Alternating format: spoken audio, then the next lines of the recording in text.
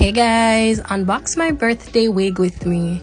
So yeah, girl is not a beauty influencer or wig influencer, but wait on it guys, wait on it. So for my 38th, I decided to go all out. Yeah girl, I tried something new. This is a blonde wig. It's actually a 12-inch 613 lace frontal from Everything Women Love Boutique on Instagram.